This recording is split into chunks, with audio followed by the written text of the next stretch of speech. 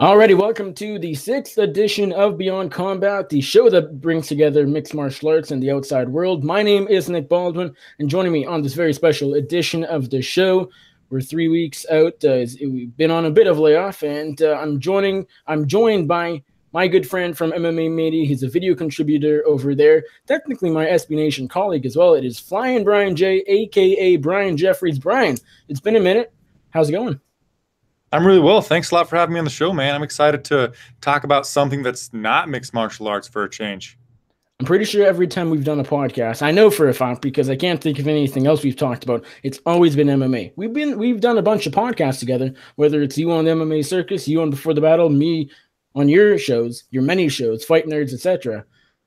So it's going to be interesting and nice and relieving almost to talk about something not MMA because let's be honest, it does get tiring once in a while. Yeah, and especially in the state of the UFC right now where they're not putting out gangbuster cards all of the time, it kind of turns into a slug. And where you and I both do it as a job, I think sometimes hardcore fans get mad at me for saying I'm not excited about a fight card. But a little bit of it is because part of watching a fight card for me is working. And sometimes I just dread working. That's true. Yeah. Everybody hates working. And yeah, if we're being honest, once in a blue moon, MMA starts to feel like a job, but then it usually gets back to, hey, this is actually kind of fun. And then you realize, hey, it could be working. I mean, I know you do a desk job, so you still sort of have that balance. But compared to doing a desk job, I'm sure sitting at home watching fights and doing a little stuff afterwards isn't too bad. Yeah, shit. Compared to my day job, drinking beer and watching fights is absolutely amazing. Well, that is what we're going to talk about. We are here to talk about craft beer because I don't know anybody more, not addicted to craft beer, but you love your craft beer. And you don't just like drinking it, but you make videos about craft beer. You have done reviews. I don't think you've done one in a little bit. You do beer pairing videos for MMA Mania's YouTube channel where for every fight card, you pair a beer with it related to maybe its main event fighter, where the location is, etc., etc., etc. I know you've been going out to some breweries and I think making videos for them. We'll talk about that. I guess let's start with, when did you start liking craft beer? Is this something ever since you started drinking, whether that's at the age of 15 or whether you started, waited till you were legal, which I don't think happened, but maybe it did. When did you start liking craft beer? Maybe not, because I know it hasn't been too long since you've been doing other things with it, like the videos and stuff, but when did you actually start enjoying craft beer? I could tell you the day of the month. So it was February, 14th? It was Valentine's Day, but I can't remember what year it was. My fiance now, my girlfriend at the time, had been kind of harping on me for being predictable. I didn't do anything spontaneous. So then one Saturday, I didn't tell her about it. I woke her up and I said, we're going to Omaha right now. But we live about 2.5 hours away from Omaha. So we got up, we went there. On the way, I had her look up where she wanted to eat. And so she chose it. We went to the place. And when we got there, they were having a craft beer event. So there was tons of people there. There was buses bringing people to this place. And then every half hour, they would ring a bell. And more people would come and people would leave to switch places, basically. And there was a deal where you could get a glass and the beer in the glass for like $4. And you got to keep the glass. And I had no idea anything about craft beer really at the time. I just asked my waitress what she would suggest, and she suggested a Vanilla Bean Blonde by Infusion Brewing out of, I think it's Benson. It's out of Omaha, basically. It's outside of Omaha, Nebraska. And I tasted it, and I was like, holy shit. They can make beer taste like this? Normally, I had Bud Light, Busch Light, all that, what I would call like watery beers, American light lagers, kind of shitty stuff. And then this thing just exploded with flavor in my mouth, and I was hooked from that moment. I couldn't believe that they could make a beer taste like something that I actually would drink if it weren't alcoholic.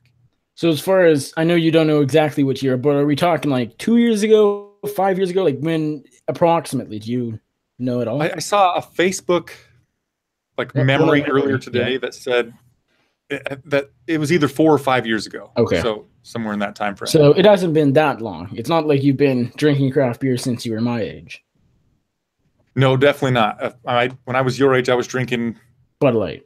Bud Light, yeah. And then when I was 21, I was drinking whole bunches of Bud Light. And then I actually took 400 days off from, I went with 400 days without a single drop of alcohol. And I can't remember what year it was. And then when I came back from that, I started drinking a little bit of Blue Moon, which is kind of on the edge of craft beer.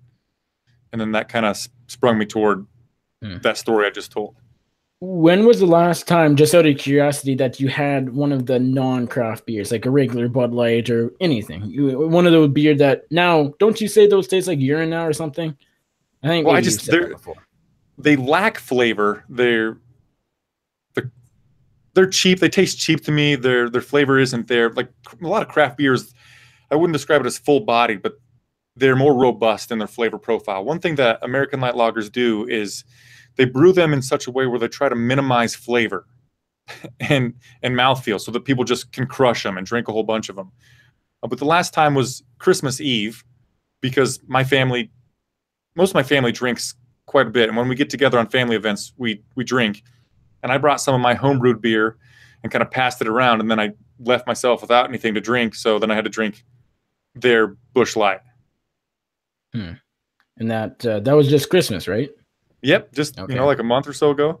I guess before that, drinking a Bud Light or things like that wasn't a regular thing for you, starting 5 years ago. I would think, right? Yeah, I wouldn't choose it ever. No, I haven't purchased it in a long, long time. Probably since that Vanilla Bean Blonde story. It must be amazing, just in hindsight. I know you touched on this, but it just might be really amazing, like going back to drinking "quote unquote" regular beer. And as you said, it just, I can't say because I don't drink beer, but according to your sort of recollection, it doesn't taste like it. Just tastes so much better, and it must be weird to go back. Yeah, it's just not worth going back. I guess if you couldn't afford craft beer, because craft beer is quite a bit more expensive than I call it big box beer. All of them can be encompassed in that. It is more expensive, and if you really needed your alcohol fix, I'd go with something like that. But yeah, I don't like it, and I don't like to support it, because we might get into this, but big box beer, InBev, they have an ongoing campaign to try to get people who are on the edge of loving craft beer or loving big box beer to just completely ignore craft beer and only drink big box beer. It's like a smear campaign, or a smear campaign, basically. Kind of like with campaigns, like political campaigns almost. Yeah, same thing. I know there was a commercial a while back in my area where it starts off with a guy opening a beer, and because it's radio, you can't tell what he's doing with it. Then it's pouring it, and it just sounds like he's pouring it in a glass or something. And then another character comes in. He's like, "Hey, Jim, why are you pouring that beer down the drain?" He said, "Oh, I accidentally bought one of them craft beers again. Ugh, go hand me a Bud Light." And it's like, and that's just annoying. But beyond that, they try to push legislation in states so that craft breweries have a more difficult time getting market shares. And so they can pay their senators or the people in the Congress, they can pay for their campaigns, and then that person will try to pass legislation to favor the big box beer. So I can't support that, basically. Yeah. It's like shop local. Right. Yeah, well, that's the thing. That's what I was going to mention just now, is that it must also be nice to be able to say, hey, I'm drinking a beer that was made in my home state, or a state, but it was still very local, maybe next door, or a very local beer. Are you a guy who sort of almost takes pride in saying, hey, I'm not going out to the convenience store? Because I've been to the States. I know now that you can buy alcohol at grocery stores, which I find insane, but that's my Canadian in me. But you must take some sort of pride a little bit in being able to say, like, I support the locals and I don't buy the Bud Light, the million and probably billion-dollar companies. Oh, absolutely. And one of my favorite things is I can go to a brewery and I can drink at that brewery, and I can talk to the guy that made the beer, who wrote the recipe for it, who named it, everything. I can ask him, what is in this beer? How exactly did you make it? I can ask him everything about the recipe. Then I can go drink with my friends, and we can buy a 6-pack of that beer at the grocery store. And we talk about the beer, and I can say, I met this guy. I know exactly who made this beer. He's got a lovely family, and I'm supporting a mom and pop shop. but while, getting Right. a brain smile at the same time. Interesting. When you when you do your, not necessarily your tasting videos, but when you just drink craft beer, whether it's with your friends or at home or anything, as far as just the flavor, what do you look for particularly? Because there's a lot of language that you use in your videos that I don't totally understand. I feel like, well, I mean, there's so much that goes into craft beer, and it's all. Can you sort of explain, like, what are you looking for in a craft beer? Yeah, there is a lot of jargon, and I wouldn't expect anybody to understand the jargon. My fiance is with me most of the time when I'm drinking. She doesn't quite understand all of it, even though she's getting close. But the number one thing that I would look for if I was going to repeat drink a beer is something you could call it drinkability, or I call it crushability. It's after you've drank one of them, like you want another one, or you wouldn't mind another one. Like there's some beers that brewers make, they'll push out 13% alcohol, and it's like, this has apricots in it. It was barrel aged for a year. We put it on vanilla beans and chocolate nibs and stuff like that. And then you taste it, and it's like, oh, that's good. That's like a 4-ounce taste is pretty good. But then, yeah, I like crisp, so the mouth feels kind of thin, not necessarily really thin, but it doesn't linger. It doesn't feel like a syrup. A slight hoppy nose on it, so it smells kind of fruity, maybe floral a little bit, spicy, but not too bitter on the tongue. And then I drink alcohol, like alcohol levels on the beer between 3 and 13, but my happy range is right there at the 5%, because you can drink, like 5 of them in an evening and not feel horrible the next day. But if you were to drink like 3 of those 13s, you're toast. So, I mean, in short, I look for crushability. Interesting. What is the best craft beer you've had? Can you pinpoint it down to one, or have you just had too many?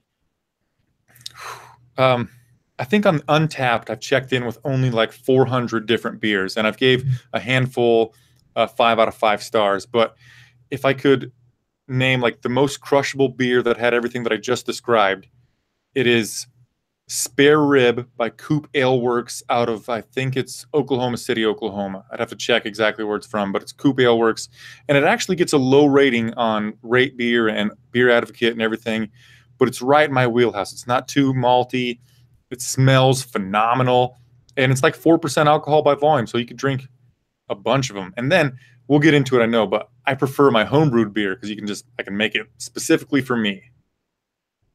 Right. Yeah. And on the other side of the spectrum, do you have a least favorite, and one that's better than drinking down a Bud Light? You choose it over a Bud, or something like that. But if you're talking craft beer, it's at the end of the list. And why? Because you sort of talked about what makes a good beer. What sort of makes a bad craft beer? I wouldn't say that this makes a bad craft beer. I know tons of people who like this style of beer, and it's currently experiencing a resurgence.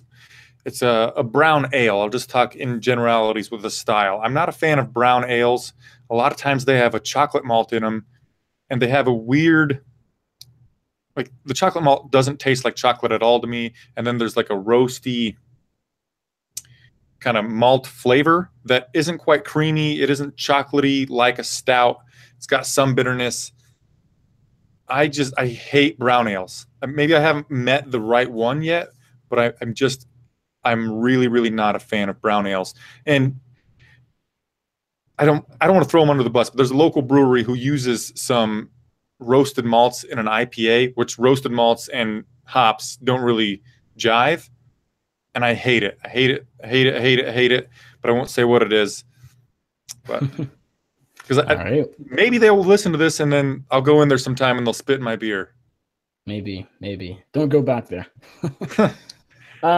So when did you start taking this to the next level, from just being a fan of craft beer to still being a fan, but taking it to the next level in the sense that you made review beer pairing videos for MMA Media, their YouTube channel, and they're really great.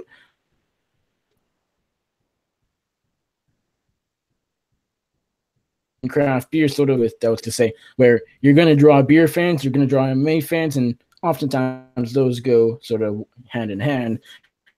And that's why videos I think are good. And I would imagine they're pretty popular. When did you start with the idea that, hey, I can take my passion of craft beer, not just drink it, but also inform people about it as well?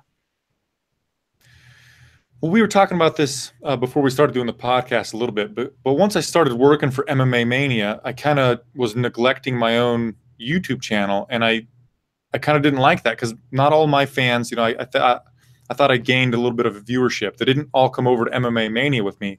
I still wanted to interact with them a little bit, but my only ideas at the time were for MMA videos were the ones I was already making for MMA Mania. So I decided to do something different. I just put my two loves together. I've loved making videos since early high school. And then I loved craft beer. And I found the first time I made one of those videos, Nick, I was fudging with my camera that I can put it in 60 frames per second, pour a beer into a glass, and then slow it down to 24 frames. And it would look just, you know, smooth, and it was slow motion pour. And I thought, man, I should make a whole video around this.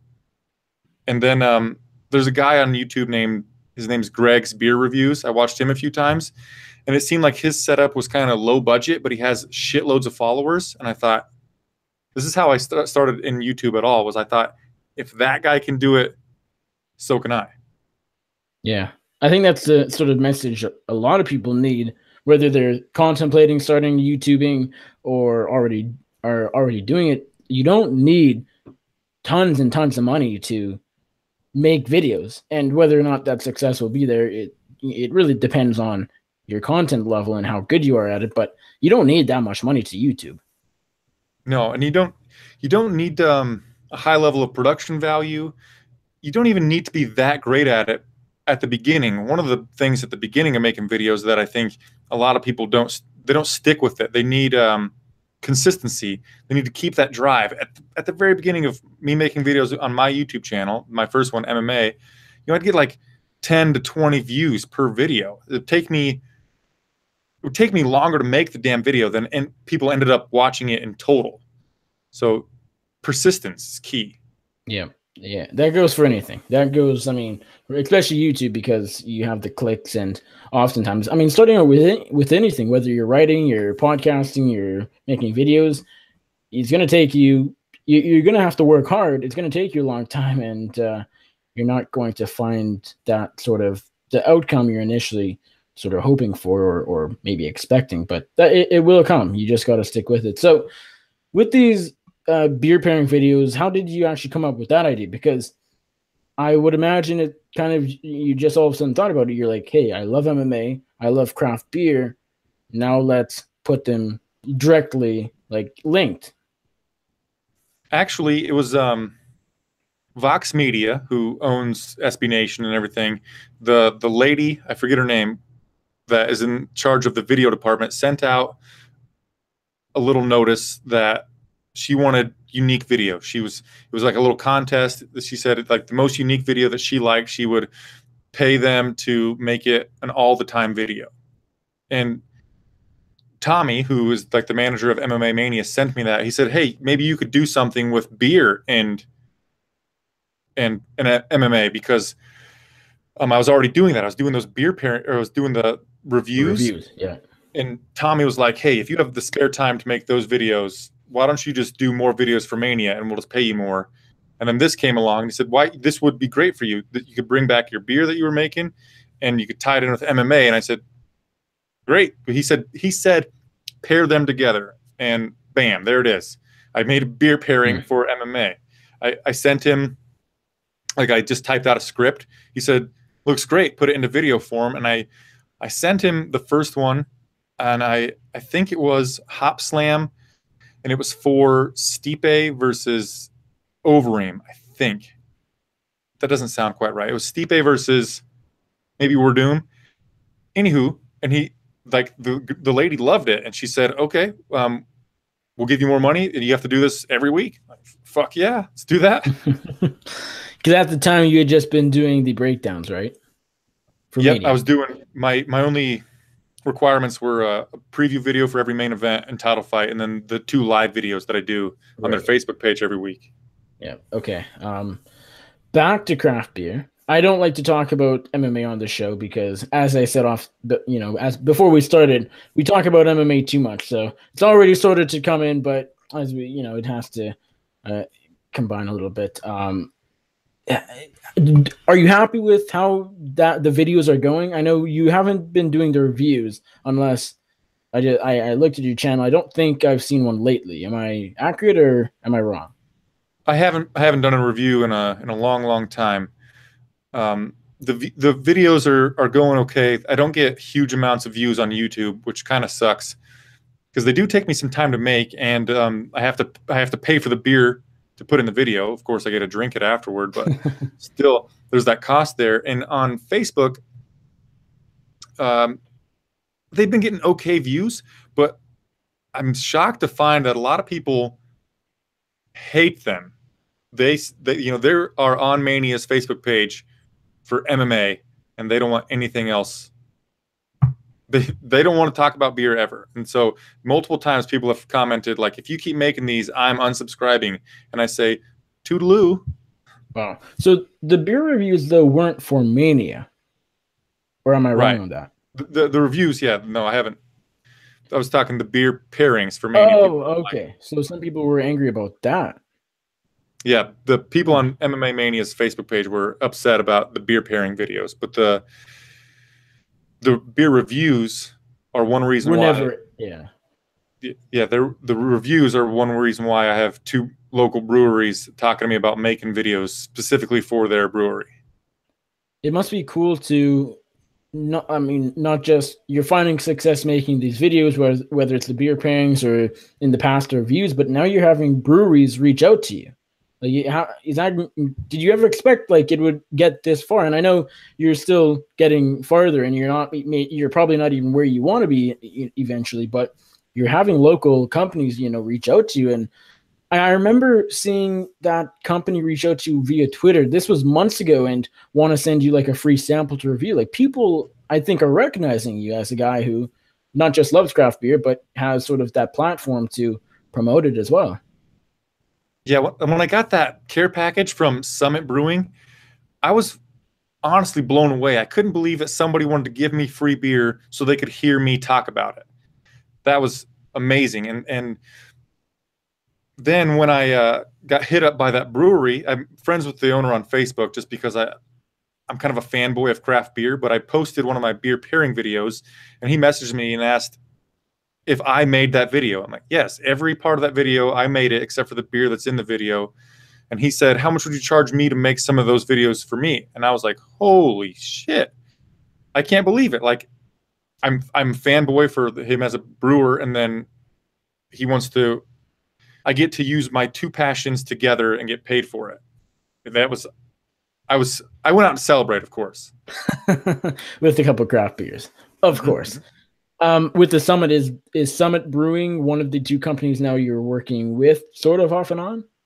No, actually, Summit's out of Minnesota. They sent me Okay. 2 care packages and asked me to review their beers. And the second care package they sent me was right at the exact time where Tommy, my boss on Mania, was like, hey, you have the spare time to make that? How about we just get you some more coin to do more for us? And so I didn't have time to make those pairings for those guys over there. And I emailed them and I said, hey, I'm sorry that I can't do this. And they're like, hey, no problem. We just want you to enjoy that beer, and whatever you do with it is completely fine. No obligation. So I was happy about that. But yeah, the 2 breweries that I talked to are just local they're local to Kearney, Nebraska, in the area. They're Nebraskan, basically. Okay. And you are making reviews for them, or you're going to, or is that One off of the table? one of the breweries, we haven't talked contract or payment Right. yet.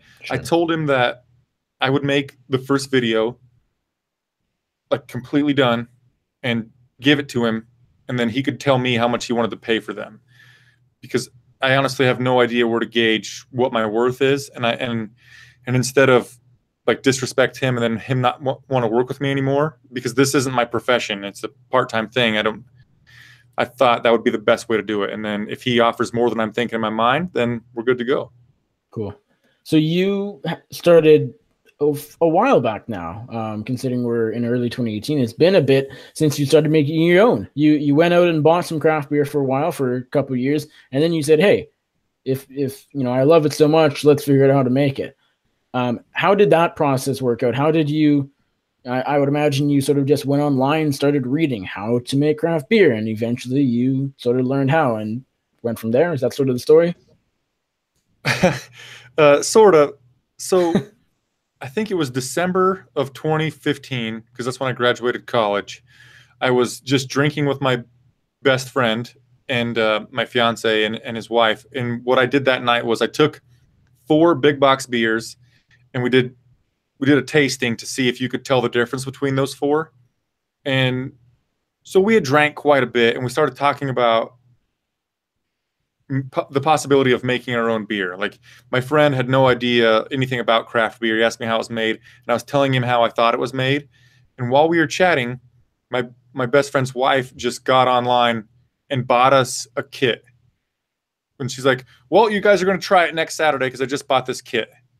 I'm like, okay. And that came in the next Saturday. We made that first batch that came in. Took like a month before we could taste it. And it was pretty good, but I could tell that, it wasn't great and that I could make it better. So once I tasted it and we didn't fail completely hard and fall on our faces, I started listening to podcasts every day at work, reading about it, reading books about it, watching YouTube videos about it. And it just kind of consumed me for a bit. And I guess that's basically where I started. How did you, I guess, how that's how it started, but how did you know like what would taste good, or did you just know enough of craft beer to like know what should go in it and what should not? Oh man, you can just if you know what beer style you like, once you drink enough craft beer, you'll find like the vein of craft beer that you like, or like the general ones. If you can like them all, but your favorites, you can just Google a recipe for that beer, and then be like, this isn't like making a witch's magic pot or whatever. I don't know. I think it's like, I guess, I mean, although I don't want to discredit making craft beer, it seems like a long process. You made a couple videos where it's the whole time of you like start to finish, and although you speed the video up, of course, but it's like how long does it actually take? Like it's quite a while, isn't it? All things considered, in the brew day itself, like the day might take 7 hours. And then the time it takes between like when you start the fire to heat up some water, to the time when you can put that beer to your lips, could be between 10 to 14 days, could be like 4 to 5 weeks, depending on what you're making, your setup. It takes a super long time. So you make it, making it doesn't take all that long, but then you got to store it. Basically, on the brew day, you make what's called wort. It's spelled WORT, and it's basically sugar water that you get from combining hot water with malted barley to extract the sugar. Then you boil it to get rid of DMS. It was dimethyl sulfide, and you got to put hops in there at various times to get varying levels of bitterness. Once you're done with that, you cool it down to your desired temperature for fermentation, which, if for a lager, could be like 48 to 58 degrees, perhaps. For an ale, we're talking maybe 64 to 72 degrees. But once you get it to that temperature, then you add yeast to it. You could use bread yeast, whatever, but there's brewer's yeast that's specific for it. But once you add the yeast takes could take 2 weeks to turn all of that sugar water into a mixture of water and alcohol.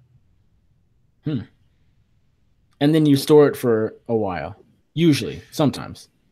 And after the yeast turns all of that sugar water into a mixture of what yeast does, it eats sugar and it puts off alcohol and CO2. Once it's ate all of the sugar that it wants to eat and puts out that alcohol, then you transfer it into basically the package. It's called packaging. You put it in like those brown bottles, or you can put it in a keg. And if you put it in a keg, you can just force carbonate it, which you can get done in as little as 2 days. Or if you put it in bottles, you have to add more sugar to the solution, put it in bottles, cap it, and it might take 2 weeks for it to carbonate. So again, the same thing happens. The yeast eats the sugar, produces the CO2, it's trapped in the bottle, and it'll carbonate the liquid. What do you usually do? I have both systems. If I want to give it away to my friends, I'll bottle it. If it's mainly for me and I want to force people to come hang out with me, I'll keg it. Kegging is way easier because again, the turnaround is way shorter, and also, like, I make 5 gallons at a time. That'll make about 48 to 50 bottles, and I have to cap each one, fill each one, or I can just fill one 5-gallon keg. The timing is way easier on the keg. I guess with the keg, when you put it into the keg, then you just pour it into glasses right from it, or how does that work? I have what's called a keezer, or it's a freezer that I turned into a keg fridge. It's got. You ever been to a bar and they got taps? Sure. Yeah. Yeah. It's a freezer that I put taps on. Basically, I have a temperature controller, so I can keep it at whatever desired serving temperature I want, which is usually about 35 degrees. And then I just pour it in right in the glass from the tap. I assume you've gotten better. Like, are you at a point now that you can make damn good beer, or are you still sort of working on it? Well, I'm probably in your opinion, because it comes down to what you like. It doesn't really matter other than your friends. Like, it doesn't have to be good. You know, everybody has different tastes, but as far as what you like, have you sort of gotten that down pat? Oh yeah, I've gotten a lot better. I started actually brewing in April of 16, and I've gotten a lot better. Yeah, I haven't thrown out a batch in a long time. I've made multiple recipes, like multiple times, and I can hit the mark again and again and again, so I can recreate that one beer over and over again. And recently, I got a friend who got a new girlfriend. He brought her over, and she's just now getting into craft beer because he's a big craft beer lover. And I didn't realize this at the time, but when she came over, she tried this beer that I call What The, because the style is called Hell or Hellas. So it's What the Hell, right, or What the Hellas. And she tried it, and she thought it was the best beer she'd ever tasted. Really? And at the time, she told me that she is really honest with her opinion. And later on in the night, I would find out she had no filter at all. So I know that she actually meant that she loved that beer. So that's a good first impression. Yeah. So I think I'm getting better.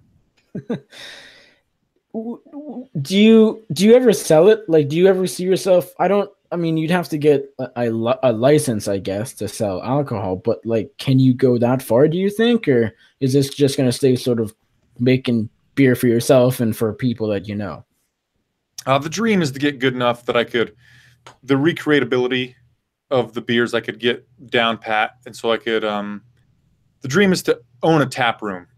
And if I can't own a tap room, my next goal is to perhaps, if I don't make it in YouTube, which is unlikely, but I'm going to try it, is to work at a brewery. Actually, in a couple of days, I'm going to do a brew day with the guy who I'm going to make videos for.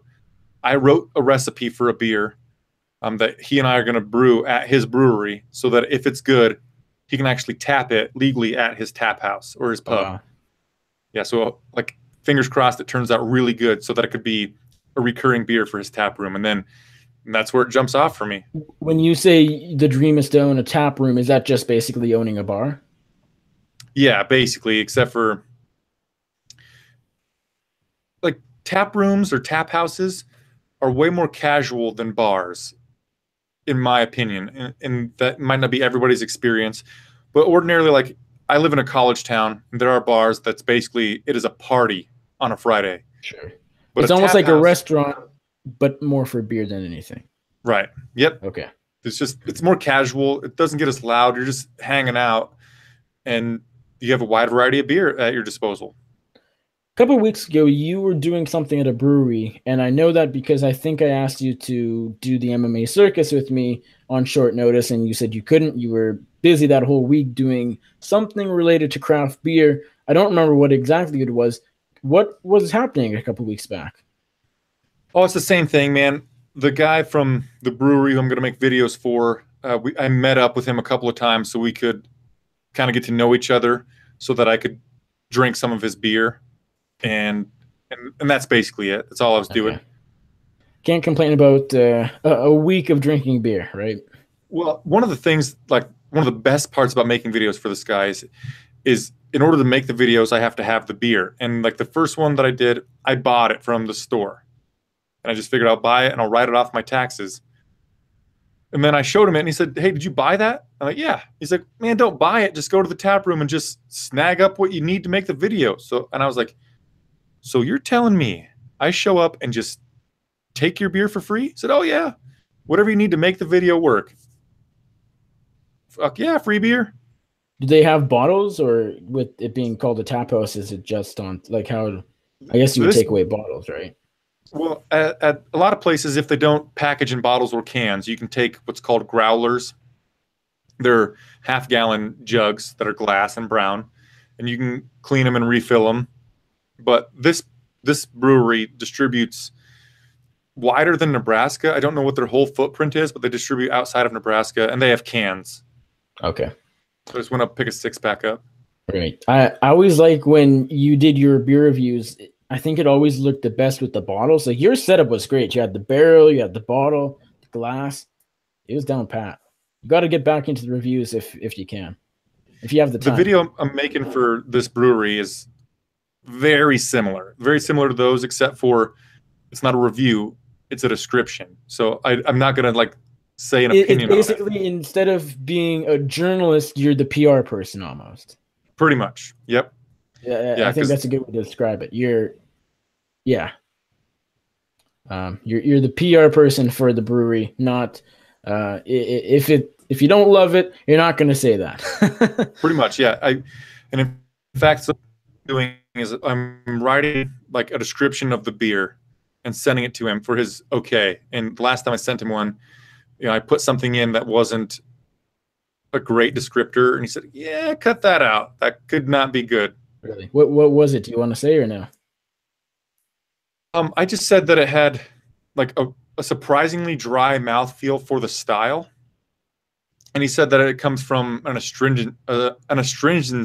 That's a tough word to say. I don't know exactly how it gets astringency, but evidently this beer occasionally has it, and he didn't want me to say that. What does that mean? I don't know. I don't know. Huh. So you can't say the word and you don't know what it means. Well, I think that I'm not real fluent with the English language. I think that it's something to do with pulling some tannins, some off flavors from the malt during the lautering process or the Vorlauf.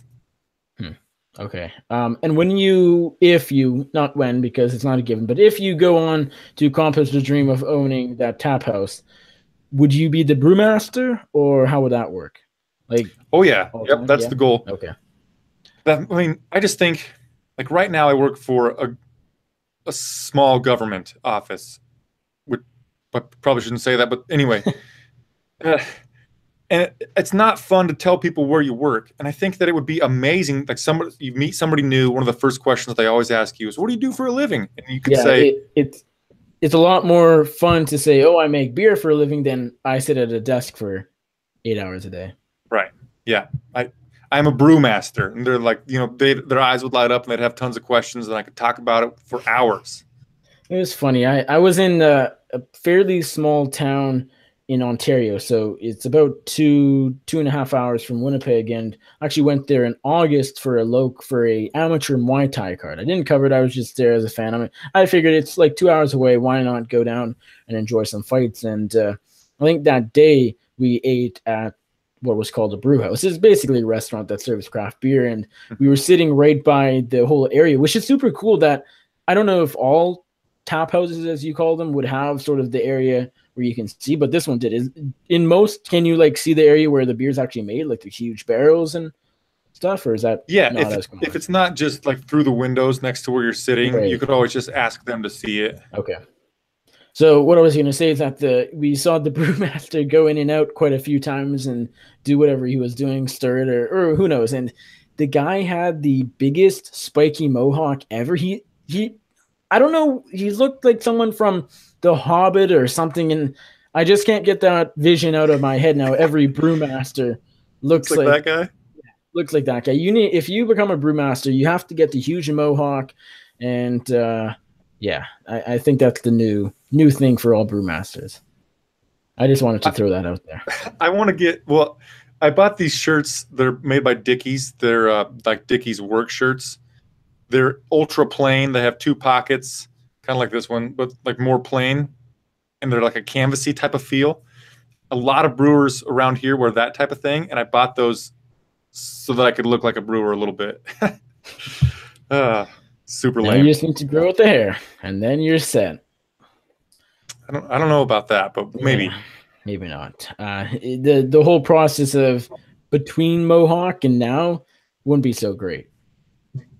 Yeah, be awful. I mean, I'm ugly enough, Nick. I don't need any help with well, that. then Andrew Lawrence. Let's keep the long hair just for Andrew Lawrence, I think. Yeah, there you go. He's like a redheaded Jesus. Yep, exactly.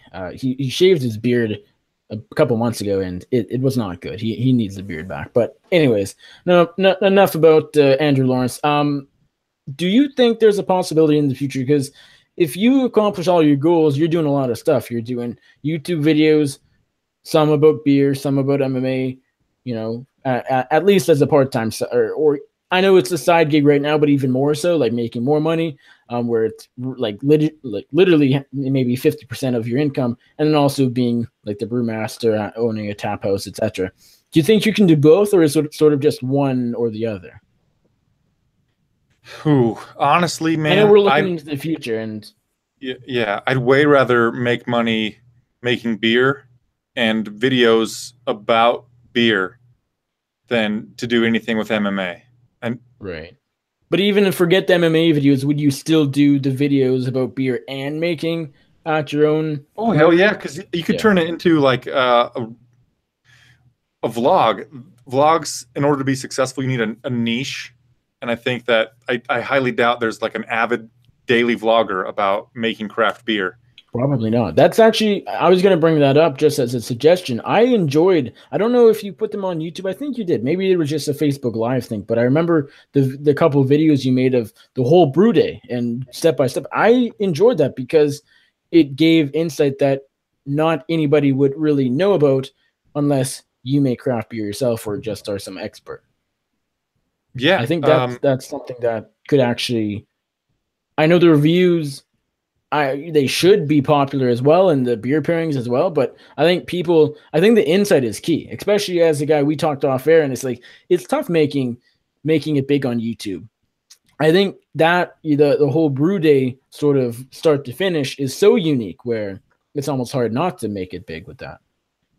Yeah, and if I was the owner of this brewery, on top of, I would want to market the beer. And if I could make the YouTube channel somewhat large, or at least in my area somewhat large, and then I make a new recipe, or I'm about to reveal a brand new beer, and people could see that in the vlog, I think the vlog and the beer would both be elevated by them being side by side. And I mean, it's basically, we see so many companies now, like my mom, she's a real estate agent, as you might know, and she has been making house videos. She, over the past couple of years, she started making videos of, whether it's a slideshow or she's actually talking, and it's like here's the living room, here's the family room, here's the bathroom, and video is becoming a big part of MMA as well. We've sort of seen that with media and coverage, but it's also big everywhere. Like video and marketing and online social media, stuff like that is so key right now.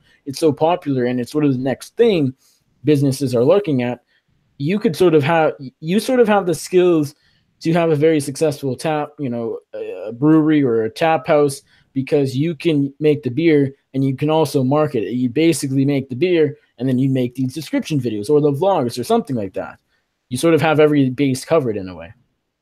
yeah, and beyond myself, my best friend's wife is a pretty successful makeup tutorial person, and she's a photographer, so she takes like not wedding pictures, but like engagement pictures, senior pictures.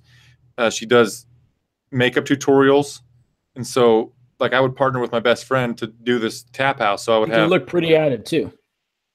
Yeah, yes, you could do my makeup. Yeah. But like just we'd have her on the team and me on the team and then having Yeah. two perspectives on the social media. I think it could be something, but the first thing I have to do is actually make good beer. 5 years from now, you're the richest man on the planet. No, I don't own enough Bitcoin for that to happen, I don't think. Yes. Yes. Either the richest or the drunkest. One or the other. I would like either one. Maybe not the drunkest. You might end up in Okay. jail with that one. Just like medium drunk. Yeah. On Saturday night, maybe Friday and Saturdays, but maybe not a Tuesday, Wednesday in the evening sort of thing. I don't know. Right, Maybe yeah, that's it's your just thing. Maybe one that's day a your thing. week. One day a One week. day a week. Beyond that, one, you start becoming an alcoholic, and that's not a good Sure. look. And two, Yeah. it's terrible for your health. If you got drunk every day and still maintained like a solid diet, you'd be fat. You'd gain a lot of weight. Oh yeah. I mean, beer guts aren't like just a myth. Like, I mean, it's not Right. the healthiest thing. I mean, each 12-ounce beer has between like I want to like craft beer probably 150, 250 calories. Yeah. That's a lot. I mean, two of them you're talking a meal. Well, and I mean, you talked about how you purposely take the alcohol percentage lower than say a 13 so you can drink more. And maybe that's not a great thing, but Well, there's depending if you're wanting to be drunk or fat, I guess. I don't know. well, alcohol has calories Sure. and they are completely empty calories. And we talk about caloric dense food, but nutritionally deficient. Alcohol is has no nutrients and has like a lot of calories. So the higher alcohol you're going, the more calories you're going to have as well. So I go for the thin, kind of light bodied, light in color, light alcohol, and then there's less calories in them. Interesting. It I all evens out. am. There's a couple of things I wanted to touch on. As far as the popularity of craft beer, like my dad drinks beer occasionally, like once in a while, and he's still one of those guys who he's not into craft beer. I don't know if he's really ever gave it a chance, but a lot of people, as you know, just stick to the normal stuff, to the big box stuff, as you call it.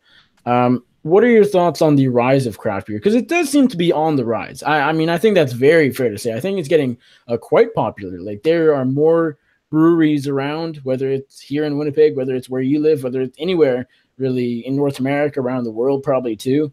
In your opinion, as someone who is sort of in the craft beer world all the time, is it getting bigger? And how big do you see it becoming? Yeah, it's definitely getting bigger. I remember at the beginning when I was starting to listen to podcasts about beer, I think there were 4,000 breweries in the United States, independent breweries, craft breweries. And I think now there's 5,000. So in a couple of years, like a literal 1,000 have popped up in the States. And I think, and this isn't my original opinion, but this is something that I heard on a podcast and kind of stuck with me. And I think it might be true. In Germany, the model is not that there's like one big brewery that dominates everything, kind of like the States. There, it's like you can only get this specific beer at a specific place. So there's just a ton of them. And I think that's what's going to happen here. Rather than having like a couple of big breweries, even if they're craft breweries, distributing all over the place, the model will become like people just love going to tap houses. So you want that beer, you got to go to the tap house. You can't buy it in a bottle someplace. And I love that as a consumer, but it's also scary as a person who might want to become a brewer or own a brewery because as a consumer, obviously, my thing is I like trying new things. It's one of my biggest things that I am on life. I want to try new things, new food, new beer, whatever it is. And so I like to say there's 5,000 breweries. They each make 6 beers. So that's 30,000 potential different beers you could drink. And in a lifetime, you could never get that. So even if there was one style you like, there's 5,000 of those in the States. And if they keep multiplying, you have more and more options. Yeah. What I think it's weird about big box beer drinkers is like my brother might drink Bud Light every single weekend for his whole fucking life. That's just so boring to me because you're never experiencing anything new. And I want to experience those new things. But as a person who might want to make a brewery or open a pub, it's scary because the market's going to be super saturated by the time I have actually learned how to make good beer over and over and over again. It's like Bitcoin. I'm too late to the party. Yeah. Yeah. The thing with Bitcoin, I remember when it was about, I guess Canadian. I only know the Canadian conversion, but it was at like 6,000 something in October, and I was like, I should be hopping on this. I was talking about investments at the time. I was like, I should buy a little bit of Bitcoin. It's getting high, but maybe it's now the time. And I just procrastinated, and soon enough, it's at 20,000. And that's the story of a lot of things, but Bitcoin has been quite crazy. Last thing I want to mention, and I don't know if this is craft beer related. I kind of don't think so, but the UFC has a fairly new beer sponsor and the reason I remembered about this is because they just, as of today, announced a sponsorship of UFC heavyweight champion Stipe Miocic. Bud Light for a long time has been the main beer sponsor of the Ultimate Fighting Championship. Now it is something called Modelo. Does that sound right? Yeah, Modelo. Yep. Are they craft beer? I would think not, but are they? No, it's actually it's a change in brand. It's a change in marketing for the UFC, but it's owned by the same company. Okay. Budweiser, Bud Light, and Modelo, they're all owned by InBev. I think it started as International Beverages, but it's Anheuser-Busch InBev, and Anheuser-Busch InBev owns, I want to say, they own approximately 500 beer brands. It's the biggest beer company in the world. Wow. So you are not a fan of Modelo? Nope. I will drink one if I love going to Mexican restaurants. It's probably my favorite ethnic food, probably my favorite style of food. I love Mexican burritos. I will often get a Modelo Negro because it's like all they have, and I feel like it's kind of a good way to go. But in short, no, I'm not a fan of Modelo. Is there ever a chance the UFC is sponsored by craft beer? Do you think it gets that big? No, there's not enough money in any individual craft brewery, I don't think, to overtake InBev. And if that happened, it would have to be somebody like Sam Adams or New Belgium. But I doubt it. Yeah, craft beer would have to basically have the rise that Bitcoin had late last year. They kind of have to combine forces.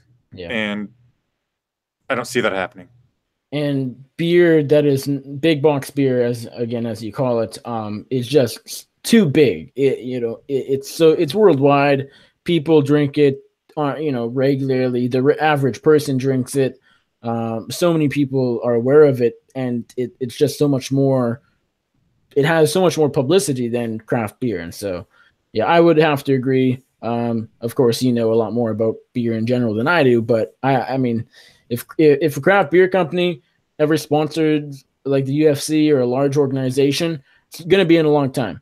It's going to be like there'd have to be a huge rise that we just can't predict, that we don't see coming. It's a surprise maybe, but if you're betting on it, they're always going to be the big box beer, which is unfortunate, but that's the way she goes.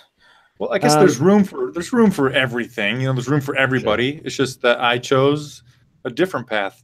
The sale of the UFC was like $4 billion, right? Right. The total equity in InBev right now is $7.2 billion. Wow. Yeah, I guess that's a bunch. Yeah, a lot of money. Well, is there anything else you want to quickly go over, quickly mention, quickly say about craft beer? Anything I didn't ask you about, we didn't talk about? Anything else you got to mention? The 4 main ingredients of beer: water, yeast, malted barley, and hops. And anything beyond that is called an adjunct, or anything that's fermentable beyond that's called an adjunct. Corn, rice, honey. Just some general information. So if you've ever seen the commercial from Bud Light that says we use 3 ingredients, they're leaving out yeast, and they say it's not an ingredient because it's a live thing, but there's 4 things. And the German used to have a purity law called the Reinstebot, which you could only use those 4 things: hops, malted barley, water, and yeast. Just fun Flyin fact. Brian J with the facts. Yeah, there you go. Good way to end it out. Well, thank you very much for the time. I appreciate you coming on here, episode 6 of Beyond Combat. It's been fun talking to you. It had been a little bit. I think the last time we spoke probably was on the circus, maybe. I don't remember. Maybe I was on your show.